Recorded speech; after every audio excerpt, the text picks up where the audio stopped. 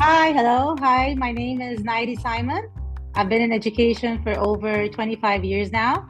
I go by Miss Nairy. I love teaching. I've been doing it all my life. My favorite teacher, when I go back, first of all, I had a favorite teacher. Her name was Mrs. Sherman. She was my grade one teacher, and I still remember her up until this day. It's because she was so kind. I remember how she used to come and pat my shoulder when I was writing and trying to do my writing assignments in grade one, writing sentences and especially cursive. I still remember the copybook and how it was and how she had that warm smile. And she always had that warmth within her that I could always feel inside the classroom. She was my favorite teacher for a very long time until the past 16 weeks. My professor, my doctorate degree, I was introduced to this marvelous professor. Her name was Dr. Asaf, and she taught me everything about how a professor, when she empowers and supports her students, how miracles can literally happen. And she is now my number one teacher. She is my role model from the amount of support, feedback, and guidance and understanding I have received from this professor in a way that I could never put it in words and describe it. She is that person that I would believe any student would wish to have as a professor, as a person to guide, as a mentor or a coach, whether throughout their studies, whether they're post-studies, any studies. Having her would make anybody's life easier. It's just, she was a backbone to me. So she is, for now, she is my number one teacher or professor, number one.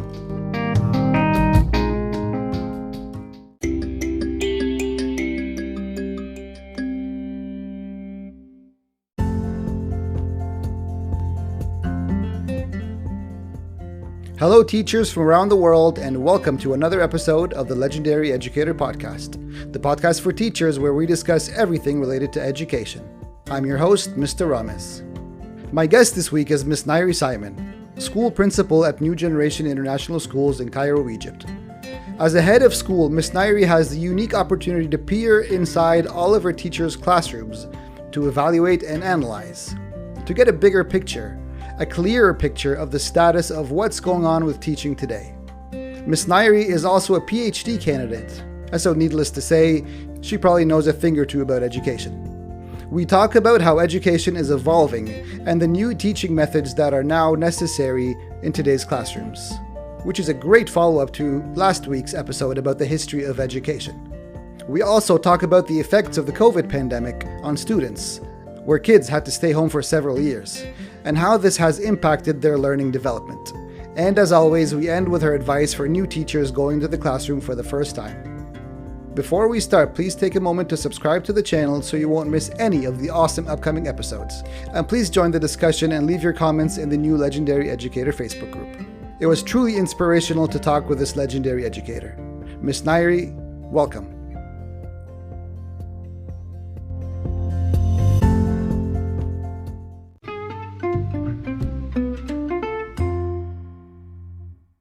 Mrs. Nairy, you have been an educator for most of your life? Since the age of 12, and yes, 12 is a real number. I did start in education at the age of 12. I used to work as a trainee during summer with my mom. I used to go to a nursery, a really small nursery in Cairo, and that's where all my passion started. I was a kid with kids and doing everything that teachers would do inside the classroom, and the magic, everything started from there, from the age of 12. You are currently working on your PhD. Yes, that's correct. So the question here is why? Why are you going further with your own education up to a PhD level? What's the point? What is your goal? That's a great question, Rames. Well, learning has no end. And the person that tells you there's an end to learning, like if you know this amount of knowledge, then you've learned enough, that's not true. Because we learn every day. And the person who stops at a certain place or a certain goal or at a certain level in their life and they say, I know it all. I think that this is all I need to know and I've covered everything and this is more than enough. I'm good here. It's fine. I mean, I'm not judging anybody. That's great. I mean, if that works for you and you're happy with that, that's great. But if you really are passionate about learning, then you're going to want to learn every day and it's never going to stop. even after the PhD. It's not about the degree, by the way. It's not what you're getting at. It's not the certificate. It's the process itself. It is how you as a person develop every single day with something new that builds onto your personality and changes you in so many ways. The knowledge that you get, the information that you learn, the way that you could apply it in your everyday life is actually mind-boggling if you think about it. When I read something and for articles, like, as you said, it's a PhD, so I've taken my master's before and I'm pretty knowledgeable. I can say that about myself. But believe me that up until this day, I come across researchers and across articles that when I read them, I look in front of them and I freeze and I'm just like, wow, I had no idea this is how it's supposed to be done.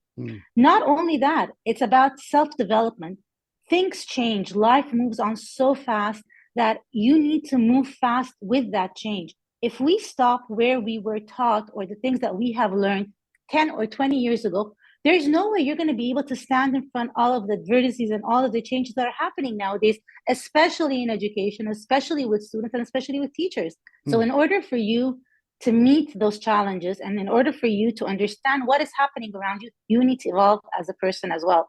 And that's only going to happen by reading, by understanding, by listening, by knowing what's happening around you now and trying to change the way you look at things in a different way so that you could meet the needs of the students and the teachers now and after 10 years and after 20 years, because everything will evolve and will change eventually. Okay, let's see if we can dive a little bit deeper. In the modern age, how has education changed in the classroom from 10 or 20 years ago? Oh my God. Do you have like 3 days so we can sit down and talk about that? We got 20 minutes. First of all, there are so many things that have changed inside the classrooms with the students in particular. First of all, let's talk about student behavior. If we take 3 aspects, let's talk about student behavior. Students 10 or 20 years ago are not the students that are now that we're seeing inside the classroom. Students are more inquisitive. Students are asking more questions. Students are being more outspoken and they know their rights and their responsibilities and they will not take no for an answer. So if a teacher just stands up there and says, no, you're not going to go to break, their answer is going to be why. And they will keep on answering and speaking and talking until they get an answer. Students have evolved in the way that they are thinking. And because of the drastic technological era that we are in currently, and because of all of the advancements that we are seeing, you have kids that are the age of 2 who know how to turn and unlock an iPhone, where you could find somebody who's at the age of 80 still holds a phone and has no idea what does this do. So this advancement in technology has changed the mindsets of students and the way that they look at things. The exposure, the huge exposure that's all around the world, that everybody knows exactly what is happening and they have details and answers for every question, that is a huge exposure that students have been subjected to. If you look from the academic area, students are not as interested in academics as they were 20 years ago or even 10 years ago. Students now are looking at different areas. They're looking at business. They're looking at social media, which is the number one now, that they're looking at businesses, entrepreneurships. They're not looking that it's important for me to just take a degree and just sit at a job, at a desk. They're looking at everything in such a different angle and different perspective. And for you to sit down and try to convince students inside the classroom that, you know what, we need to take that calculus lesson, we need to cover that biology topic, for them it's just like, well, I'll just Google it and I have the answers already there. Why do I just have to sit down and listen to a teacher just talking about all that? Right. That itself is a challenge inside the classroom, because teachers nowadays are facing a huge challenge, not with the academics whatsoever, because academics has not changed. It has not evolved. Yeah, we're changing standards, we're changing benchmarks, but the topics are all still there. Ever since I graduated from high school, they're the same things, yeah, with some changes, but still it's the same thing. So what's happening inside the classroom, that students are not being receptive, they're not being that helpful for the teacher to understand and to participate and to engage inside the classroom. Teachers are facing a huge challenge actually getting students only engaged in the topic. It's one of the hardest things, because students have the answers for everything now. All they need to do is the click of a button. They need to just download a YouTube app and there, voila, they have the entire lesson at the tip of their hand and they can work on it. So that itself, the textbook, the desks sitting inside the classroom all alone, is a huge challenge. And it's a change. It's an entire change in the educational perspective, where I'm surprised that nobody's looking at that. We're just looking into how are we going to change the curricula? What are we going to do next? What kind of books are we going to purchase? Should it be textbook or online book? But the content itself hasn't changed or even shifted one bit. We're not looking at what these kids are listening. What are these kids interested in? We're just really focused on the curriculum and what needs to be covered. And that is not anymore what the students want to hear. That's not the approach they want us to take at school.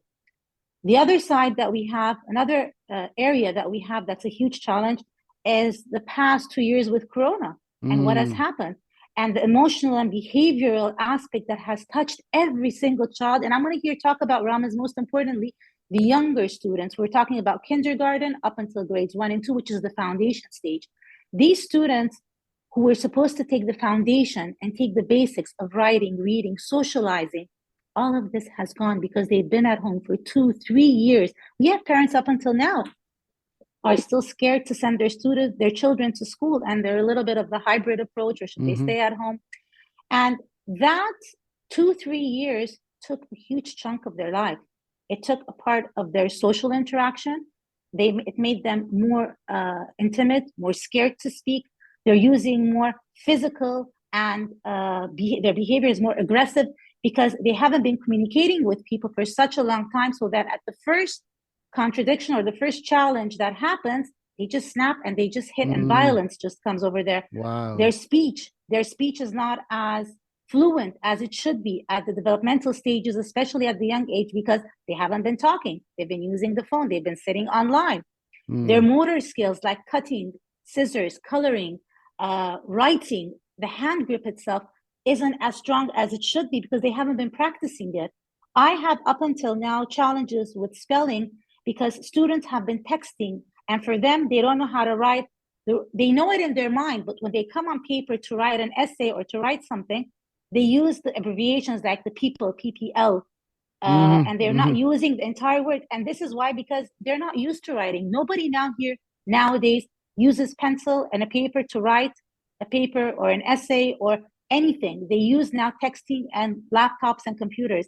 And that itself is something that we're looking at a stone age. We're still at school asking students to always resort to writing instead of trying to go in the middle and say that we need to find a middle ground to meet the needs of what these kids really want and how can we really engage them. So as you can see, there are so many areas, Ramez. I mean, I can go on and on with the amount of challenges let me take what you've said so far. Let me ask you a couple of questions based on what you've said so far.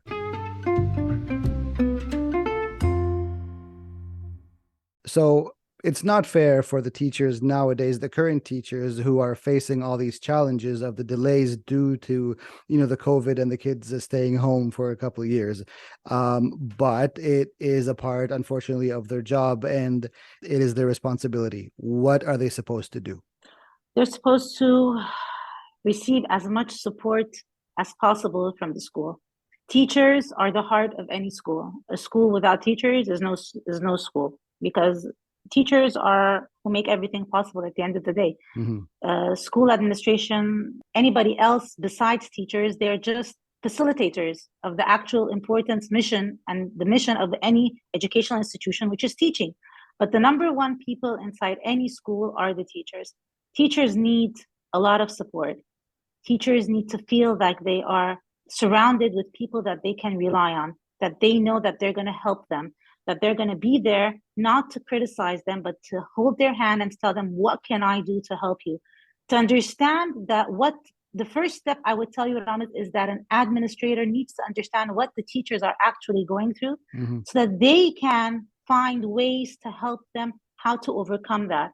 I do believe that one of the most important successful ingredients within a teacher's life is support, feedback, and empowerment. And I can't stop talking about these three important things: support, feedback, and empowerment. When teachers are supported, they feel the support, genuine support. I'm not talking about the support that I tell you, oh, do you need any help? Oh, you don't? Okay, fine. I'll just leave you and go. That's not support. That's just you saying something that you just need to say. I'm talking about genuine, sincere support. That's really that they feel it, that they know that that person really wants to help you. When they receive that support and they receive the guidance through feedback. What do you need? How can we make this better? What do we need to do to tackle this challenge now? How are we going to solve it together? Teachers will feel empowered. And you can't imagine when teachers feel empowered, and empowerment will come by them knowing that the person in front of them trusts them. I know that you can do that. When teachers feel like they are empowered inside the classroom, that they know that even if they mess something up, there will be somebody back there saying that it's okay, I'm going to help you. We're going to work this out together. Teachers will be able to deliver their challenging mission nowadays, because teaching nowadays is not a piece of cake. Maybe in the past, I remember when I was a teacher around 10 years ago, students were not acting the way that they're acting now. I see now the behavior challenges inside the classroom. I see the academic challenges teachers are facing. I can see how students are not participating and engaging, and they're just sitting there. And that itself is so difficult. Imagine sitting in front of an audience. You're trying to teach something and they're not interested. And no matter what you do, no matter what you try to do, it's not the same. You need to be acting like a clown in there, and they'll just look at you and just like go, okay, wow, great. So what is a teacher supposed to do? Like, what is the feedback? What is the support that the administration or the school is supposed to give them? Again, it's not fair, right? I was a teacher before COVID. I stopped teaching before COVID. I don't know what's going on inside the classroom now. I don't have that feedback, but I mean, I can imagine it's double the work, right? It's a delay of 2 years for these kids, whether it's elementary, middle, or high school. They are delayed by at least 2 years. What is a teacher supposed to do? We watered down the curriculum, first of all. The curriculum has to go down a little bit. That's one of the things. You can't teach second graders using the second grade curriculum. That would be just crazy. When you're teaching second graders, you need to say that I'm going to go down one grade level and I want to start with the basics. I'm going to start with the ABC. I can't challenge a teacher and ask her to teach a group of students who are functioning at a grade 1 level, giving them a grade 2 curriculum. So what you have to do is the first thing that you need to look at the curriculum, and you need to see that where these kids are now and what do I need to give them now so that I can meet their needs based on what their level is right now. And then after you lower down the curriculum, lessen the expectations of the curriculum. You don't need to do all of these and cover all of this in the first semester. You need to cover A, B, and C. Let's take a look. Let's see where these kids are after you teach these lessons. And then let's come back again and see, all right, we can move forward, or no, we're going to still stay here until things will move up. It's going to take at least from a year to 2 years with the curriculum until students start to recap and get back to where they were before post-COVID. But isn't there going to be a ripple effect of this? Like if we're if we're watering down the curriculum in grade 2 or 3, when are we going to catch up when they reach high school? I mean, aren't they going to be late or delayed or not where they're supposed to be? Well, it's not going to be an entire watering down, is what happens is it goes parallel with the curriculum. So there are some topics that it's going to come, and it mainly has to do with the reading and the writing sections.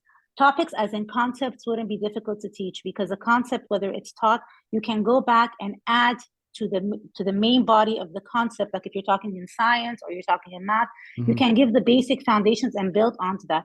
But the main struggle has to do with the reading and the writing. And the main struggle, as it is, and the main struggles that the students have faced with the younger age, it's the writing and the reading.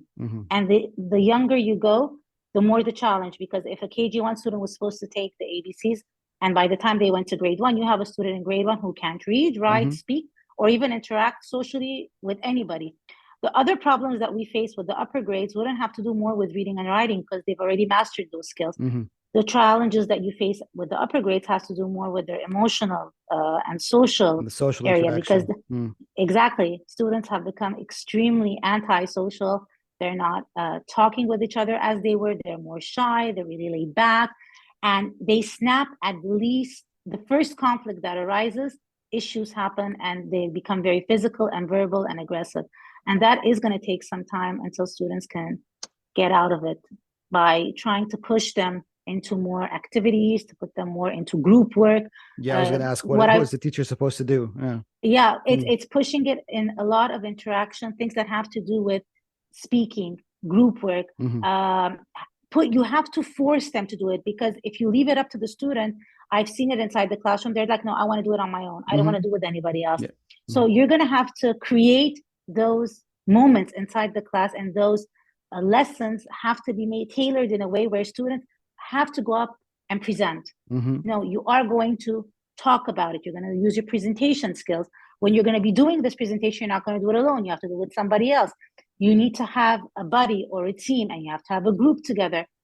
We have to encourage these kinds of interactions, in opposed to the individual interactions where a child wants to be all alone by themselves.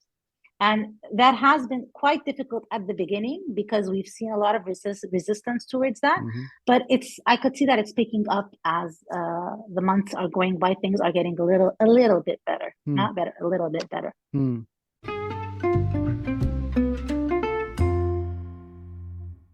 If you're talking to a brand new teacher who's going into the classroom for the first time, what are some of the things you'd tell them? Don't be afraid. Yes, I'll tell them, I'm going to tell them, don't be afraid. I'm going to tell them, I know you're going to, because what happens is that especially teachers who have no idea about teaching and it's their first year, they think it's so cute from the movies that they watch and the books that they read, and that they think that when they're going to enter the class, the kids really do sit down and they do listen. And I'm just like, that's not what happens inside the classroom. So I'm going to tell them, don't be afraid of what you're going to see and you're going to experience. And you have to come every day and get that out. And you need to talk to somebody, whether your mentor or your coach, because it's frightening. It's scary when the teacher enters, especially new teachers who have never, ever taught before. You should see how their face glows and they think that, you know what, oh my God, I'm going inside my classroom, and they have all those little stickers up there and their door is all shiny and pretty and they have their markers set, and the kids come in and then it's like, pew, you know what? It's like something exploded in their face. They come out outside the classroom. I've seen that phase before. Teachers come out after the first session, just like, oh my God, what happened? Why are the kids this way? I didn't see that coming. I would tell them, I told you, don't be scared. It's going to be okay. My first year teaching, I remember every day I used to say, I need a beer and a tissue. I want to drink and I want to cry. so you're cool that you came out with a tissue and beer. I was tame. Yeah, I'm telling you. Yeah. No, it's not easy. Teaching is not easy, especially nowadays.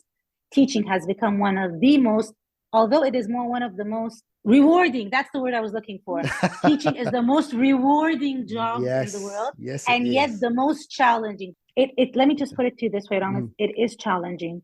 It is very challenging nowadays, teaching, but it is possible. It can be done. But it just needs the right support system. It needs the right system. It needs the right group of people together so that you can make it happen. Well, thank you, Ms. Nairy, for your time, and thank you for being a guest on my podcast. I will have you again because you are extremely knowledgeable, extremely educated. You are a legendary educator, and we would all like to hear more from you. So I appreciate your time. I'd love to talk. Anything that has to do with education, you'll see me rambling and talking for. I feel really honored, Romas, to join your podcast at any time. Anything that has to do with education, you'll see me talking and talking and talking. Yes. So please, I'd love to have you to have any kind of conversation with you at any time, any day. I'm absolutely okay with it. It was a pleasure speaking with you as well. I will call on you again. Don't worry. Thank you, Ramas. All right, Ms. Nairy, thank you for your time. Thank you, Ramas. Thank you so much. Thank you.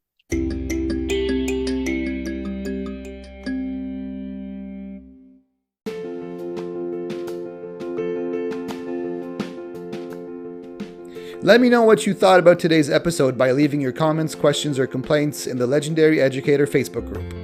You'll find the link in the show notes, or you can find it by searching for Legendary Educator FB group on Facebook. You can follow me on Instagram at Legendary Educator, or you can get in touch with me at legendaryeducator.com. Don't forget to subscribe, rate, and review, because that actually helps a lot.